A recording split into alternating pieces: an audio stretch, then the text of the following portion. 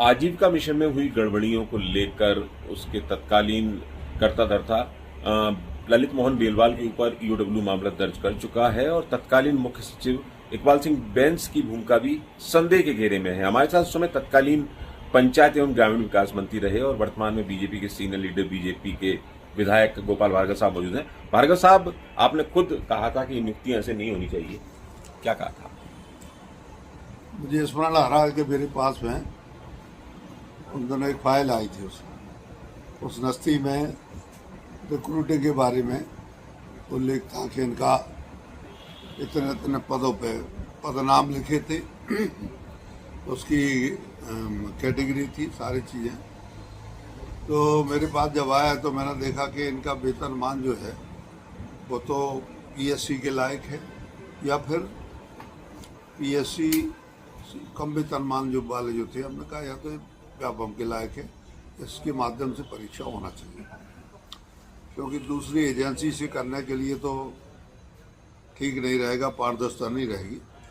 और मैं सहमत नहीं हुआ, तो इस कारण से मैंने उस फाइल को मैंने एडवर्स रिमार्क लगा के और मैंने उसको स्वीकृति नहीं दी थी। कालांतर में जब मेरे पास भाग नहीं रहा तो मैंने देखा कि पता चला कि उसमें भर्तियां कर ली गई। अब भर्तियों के बारे में अनेकों तरह से समाचार मिले, अखबारों से भी जानकारी मिली कि मेरी सहमति ना होने के बाद भी, मेरा अनुमोदन ना होने के बाद भी भर्तियां हो गई, नियुक्तियां कर ली गई। अब मुझे मालूम नहीं किस एजेंसी के माध्यम से की गई, उसकी कितनी प्रामाणिकता थी, क्या था। और वरिष्ठ अधिकारियों ने जानकारी मिली कि तत्कालीन चीफ सेक्रेटरी वगैरह ने भी उसको अनुमोदित कर दिया। अब ये कब कैसे क्या हुआ तो उसके बारे में या तो वर्तमान मंत्री या फिर वर्तमान में जो विभाग के प्रमुख सचिव हैं या एसीएस हैं वो बता सकते हैं। इतना ही मुझे उस समय का याद है। सर, कितना गंभीर मानते हैं डेमोक्रेसी में इस चीज को कि मंत्री को नहीं पता, ओवरलैप कर दिया गया मंत्री को और अधिकारियों ने मनमर्जी से जो चाहा वो कर लिया?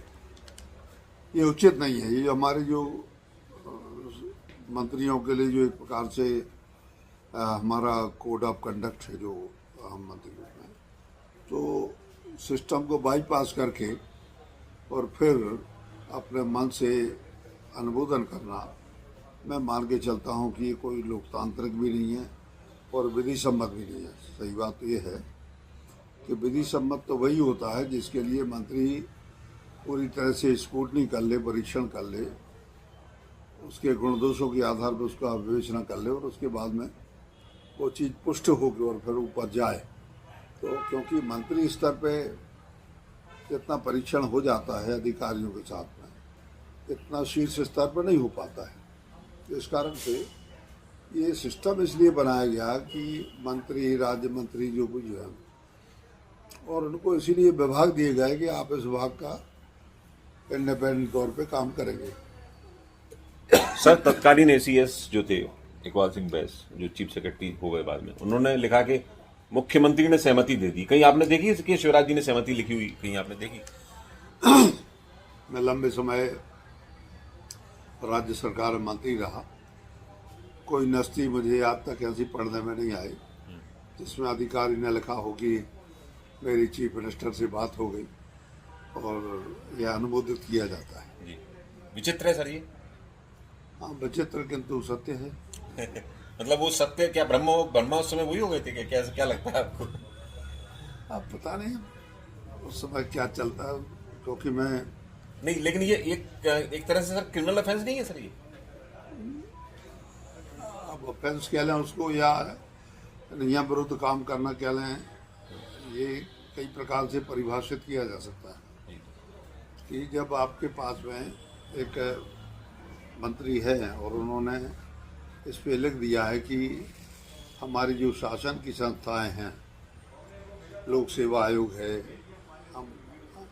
हमारा जो व्यवसायिक परीक्षा मंडल है वो है, तो इसी के माध्यम से सारी नियुक्तियां अभी तक होती नहीं हैं यूपीएससी के अलावा राज्य सरकार के द्वारा। अब आउटसोर्सिंग का सहारा इसमें लेना, मैं मान के चलता हूँ कि ऐसी कौन सी इमरजेंसी थी। आउटसोर्सिंग तो तब जब तात्कालिक रूप से हमें कल ही आवश्यकता हो, इतने संख्या में कर्मचारियों को। तात्कालिक आवश्यकता हो तब तो एक बार आउटसोर्सिंग समझ में भी आते, ठीक है, वो थोड़ा जल्दी कर लेते हैं, लेकिन मुझे इतनी आवश्यकता समझ में उस समय नहीं आई, तो मैंने इसलिए कहा था कि भाई हम किसी झंझट में नहीं पड़ना चाहते, क्योंकि बाद में जब जांच माच होती है, ये होता है, तो मेरा अप्रूवल भी मेरे लिए दोषी बताता। सर इस तरह के मामलों में देखते हैं कि चीजें सामने आ जाती हैं, दोष भी सामने आ जाते हैं, सजा नहीं हो पाती। अब मोदी का भारत है सर, डॉक्टर मोहन यादव की सरकार है, उम्मीद करें कि सजा मिलेगी ऐसे लोगों को। ये बात सही है कि वर्तमान मुख्यमंत्री मोदी हमारे मोहन यादव जी इस मामले में काफ़ी जानकार हो गए हैं, और प्रधानमंत्री को जहाँ तक है इस विषय में, छोटा विषय राज्य का विषय है, इस कारण से शायद जानकारी नहीं होती हो, या होती भी हो तो वो राज्य के ऊपर छोड़ देते हैं कि राज्य इसको समझे, देखे। तो राज्य जो देख रहा है, मुझे लगता है कि इस प्रकार के जो अवैधानिक आदेश हैं, इनके विरुद्ध मुख्यमंत्री निश्चित रूप से संज्ञान लेंगे और जो कुछ भी विधि सम्मत कार्रवाई होगी वो करेंगे। अच्छा, गोपाल भार्गव जी एक धर्मात्मा राजनेता माने जाते हैं, बहुत इलाज आपने कराए लोगों के, शादियां आप गिनीज बुक में आप दर्ज हो। ये सर गर्भवती महिलाओं से और छोटे बच्चों से जुड़ा हुआ मामला है, इसमें आपको कदम उठाने की जरूरत है। हाँ, निश्चित रूप से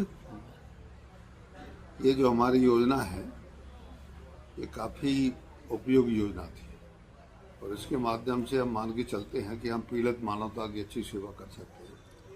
तो दोषी जाएंगे जेल के पीछे, होना चाहिए। तो बिल्कुल गोपाल भार्गव जी का मानना है कि नोटशीट पर जब उन्होंने लिख दिया था, तब ऐसी क्या जल्दी आन पड़ी थी तत्कालीन एसीएस को कि उन्होंने लिख दिया कि मुख्यमंत्री की सहमति है, ओवरलैप उनको किया गया। निश्चित रूप से इन सारी चीजों की परीक्षण की जरूरत है, और फिर जो कुछ सामने निकल के आया उसमें दोषियों